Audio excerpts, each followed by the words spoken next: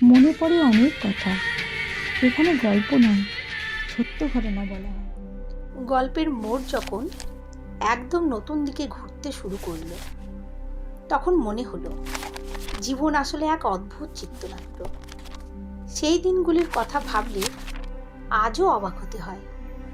বিষণ্ণ রাত, চারিদিকে নিস্তব্ধতা, আর তার মাঝে হুট করে ফিরে আসা এক পুরনো স্মৃতি।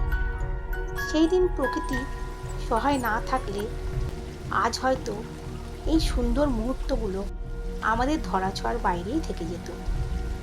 নিয়তির এক অদ্ভুত আশীর্বাদে আমরা রক্ষা পেয়েছিলাম, আর আজ সেই দিনটি কৃতজ্ঞতার সঙ্গে মনে পড়ছে। জীবন যখন খুব স্বাভাবিক গতিতে চলছিল, তখন হঠাৎ কোনো এক ঝোড়ো হাওয়া সব উলটপালট করে দিয়েছিল। তখন প্রকৃতি হয়তো আমাদের কোনো পরীক্ষা নিচ্ছিল, কিন্তু ধ্বংসের মাঝেও কিছু আশীর্বাদ থাকেই। হয়তো কোনো এক অদ্ভুত অশুভ শক্তির হাত থেকে বাঁচাতেই প্রকৃতি সেদিন নিজের রূপ বদলেছিল। আজ পেছন ফিরে তাকালে মনে হয় সেই রক্ষা পাওয়াটা কেবল ভাগ্যই ছিল না, ছিল এক পরম করুণাময়ের কৃপা। বিশেষ করে আমার মেয়ের, সে যখন ঘুমোতো কানাকে সঙ্গে করে নিয়ে কানাইয়ের খাটে তার পাশে নিয়ে ঘুমোতো। যতবার সে খাওয়া দাওয়া করতো ততবারই কানাকে ভোগ দিত। পারলে ব্যাগে করে স্কুলেও নিয়ে যায়। একদিন আমাকে হঠাৎ বলল, মা একটা কথা বলবো। আমি বললাম, হ্যাঁ বল। বলল, আজকে কানাইকে নিয়ে যাব। আমি বললাম, কোথায়? চুপ করে খানিকক্ষণ দাঁড়িয়ে থেকে বলল, কেন, স্কুলে। তো যাই হোক, দিনের কথা আজ যখন মনে পড়ে তখন ঠোঁটের কোণে হাসি ফুটে ওঠে। জীবনের চড়াই উতরাইয়ের মাঝে সেই ছোট্ট কানাই ছিল আমাদের আনন্দের কেন্দ্রবিন্দু। আর এই কানাই সেদিন আমাদের রক্ষাকর্তা হিসাবে আমাদের রক্ষা করেছিল। মাঝে মধ্যে যখন একা বসে থাকি তখন মনে হয় যে সেই দিন যদি কানহা আমাদের সঙ্গে না থাকতো, তাহলে হয়তো ওই ভয়ঙ্কর পরিবেশ থেকে আমরা এতটা সহজে স্বাভাবিকভাবে বেরিয়ে আসতে পারতাম না। সে সবসময় আমাদের সঙ্গে থেকে আমাদের রক্ষা করেছে।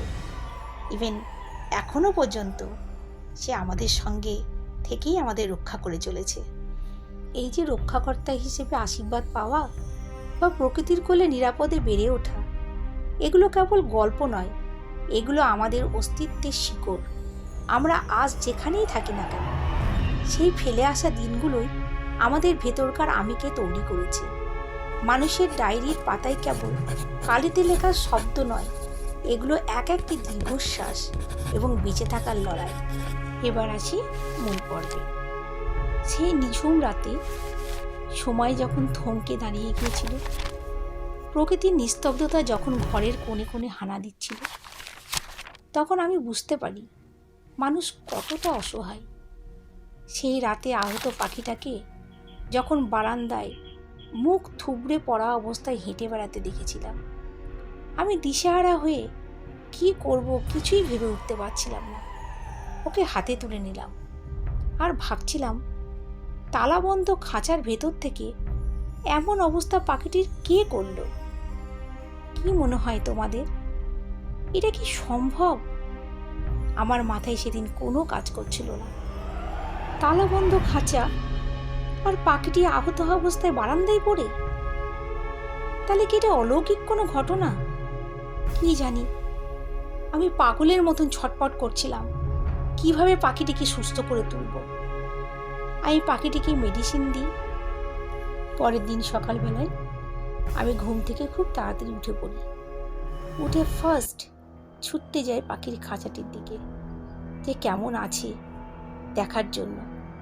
কিন্তু গিয়ে মনটা খুব খারাপ হয়ে যায়, কারণ পাখিটি আর বেঁচে ছিল না।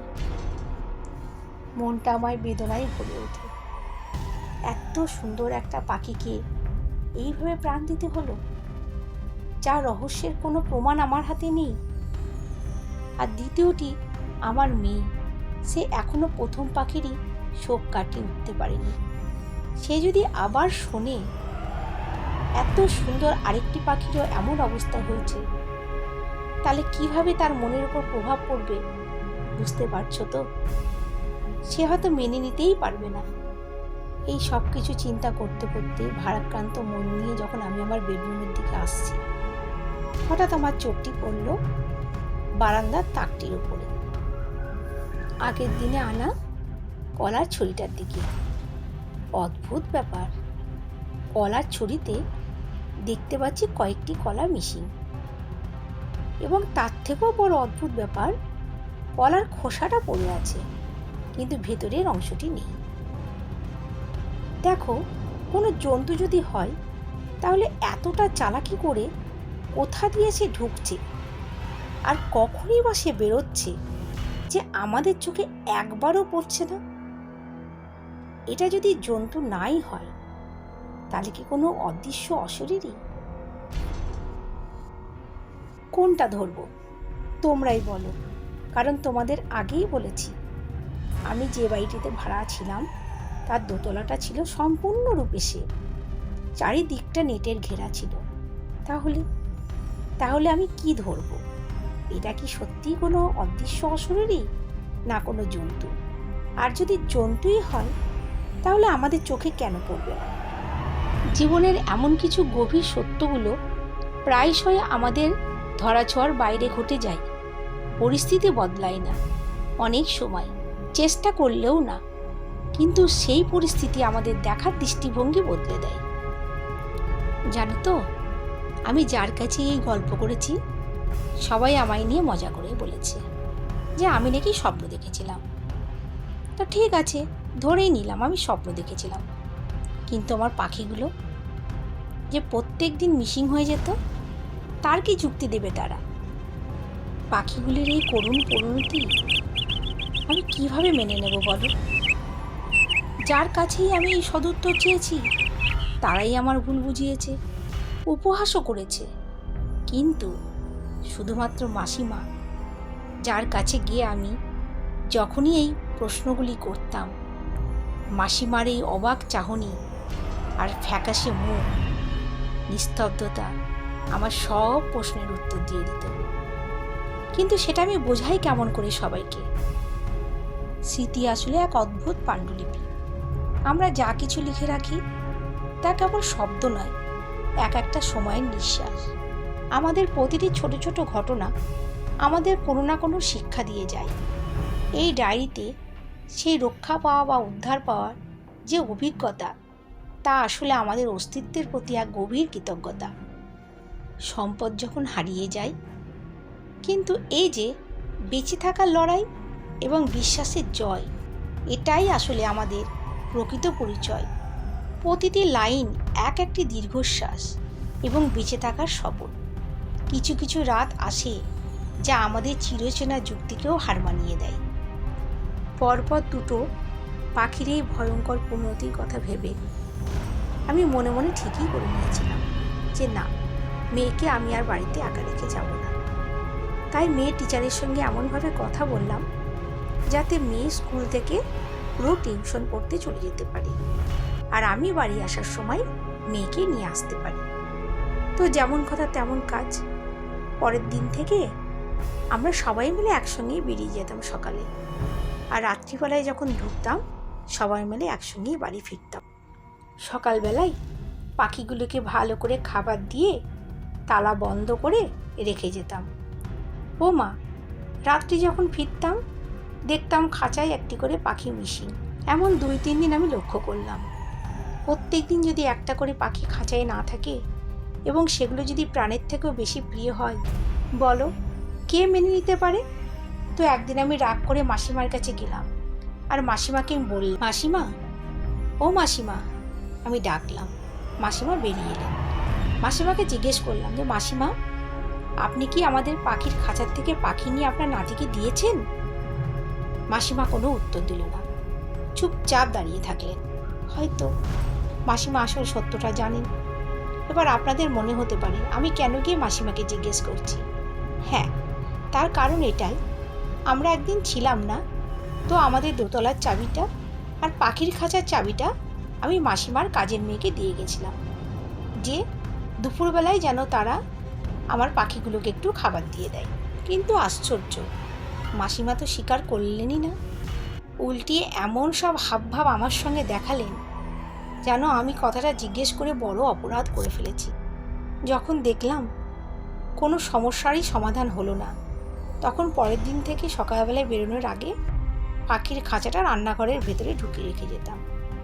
কিন্তু রাখলে কি হবে, যে সমস্যার জন্য রান্নাঘরে পাখির খাঁচাটা রেখে দেওয়া, সে সমস্যা কিন্তু চলতেই থাকলো। বরঞ্চ দিন দিন আরও অবস্থার অবনতি ঘটতে শুরু করলো। তো যাই হোক, সেদিন রাত্রিবেলায় আমরা বাড়ি ফিরে একটু তাড়াতাড়ি ডিনার কমপ্লিট করলাম। তারপরে আমার মেয়ে, স্টাফ মেয়েটি আর আমি তিনজন মিলে বারান্দায় একটু হাঁটাহাঁটি করছিলাম এবং খুব মজা করছিলাম যে চল আজকে আমরা ভূত ধরি, আমাদের সঙ্গে কে এমনটি করছে এটা আমাদের জানা খুব দরকার। তো আমার স্টাফ মেয়েটি আর আমার নিজের মেয়েটি খুব মজা পেল এবং খুব উৎসাহিত হয়ে বলল, হ্যাঁ হ্যাঁ হ্যাঁ চলো আমরা তাই করি। হ্যাঁ, সেদিন রাত 1:30 পর্যন্ত আমরা জেগেই ছিলাম।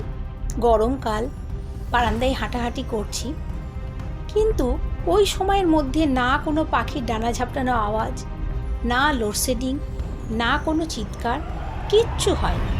তাই আমরা আর বেশি রাত না করে সবাই নিজের নিজের ঘরে ঘুমোতে চলে এল। সেই দিন রাত্রে যেহেতু অনেক রাত্রে আমরা শুতে গিয়েছিলাম, ওর জন্য আমি ঘুমিয়ে পড়েছিলাম। কিন্তু ঘুমিয়ে পড়লে হবে কি, বিপদ তার পিছু ছাড়ে না। আমার স্টাফটির দরজায় কে যেন বারবার করে এসে কড়া নাড়িয়ে চলে যাচ্ছিল, বারবার করে কড়া নাড়িয়ে চলে যাচ্ছিল। সেটি নাকি একবার নয়, দুবার নয়, বারবার। তো স্টাফ মেয়েটি ভেবেছিল আমি হয়তো ওর খোঁজ নিচ্ছি, তাই ও ম্যাম ম্যাম করে চিৎকার করে অনেকবার আমায় ডেকেছিল। কিন্তু আমার উত্তরটি না পেয়ে সে খুব ভয় পেয়ে গেছিল আর খুব জোরে জোরে কাঁদছিল। কিন্তু হঠাৎ আমার ঘুম ভেঙে গেল, আবার সেই কান্নার আওয়াজ। আমি চমকে উঠে বিছানায় বসলাম এবং আস্তে করে বিছানা থেকে নেমেও দাঁড়ালাম, কারণ প্রথম রাতের অভিজ্ঞতা আমি কিন্তু আপনাদের আগেই জানিয়েছি। তো সেই আতঙ্ক আর ভয় তখন কিন্তু আমার মনে কাজ করছে। আমি কান করে শুনলাম, কিন্তু লক্ষ্য করলাম যে না, আজ অন্য কেউ নয়, আজকে আমার স্টাফ মেয়েটি চিৎকার করে কাঁদছে। আমি আর একটা মুহূর্তও দেরি করলাম না, দরজা করে ছুটতে গেলাম তার ঘরের সামনে এবং ওর দরজার কড়া নেড়ে জিজ্ঞেস করলাম, কি হয়েছে রে, তুই কাঁদছিস কেন, কাঁদছিস কেন, উত্তর দে। ও দরজা খুলে বাইরে বেরোলো, মুখে চোখে এক আতঙ্কের ছাপ, আমাকে জড়িয়ে ধরল এবং কাঁদতে শুরু করলো। আমি জিজ্ঞেস করলাম, কি হয়েছে, কাঁদছিস কেন বল। তখন মেয়েটি আমাকে জড়িয়ে ধরে কাঁপা কাঁপা গলায় এবং আতঙ্ক ভরা চোখ নিয়ে বলল, ম্যাম আজকে সারা রাত আমি ঘুমাতে পারিনি, কে যেন অনবরত আমার দরজায় কড়া নেড়ে চলে যাচ্ছে।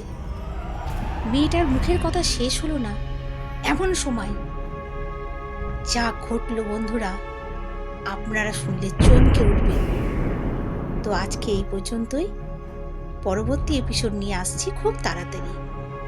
আমাদের সঙ্গে থাকুন, আমাদের চ্যানেলটিকে সাবস্ক্রাইব করুন, আর অবশ্যই ভালো লাগলে একটা লাইক করবেন। আর যদি ফার্স্ট নোটিফিকেশন পেতে হয় তাহলে পাশের আইকনটি প্রেস করে দেবেন। টাটা।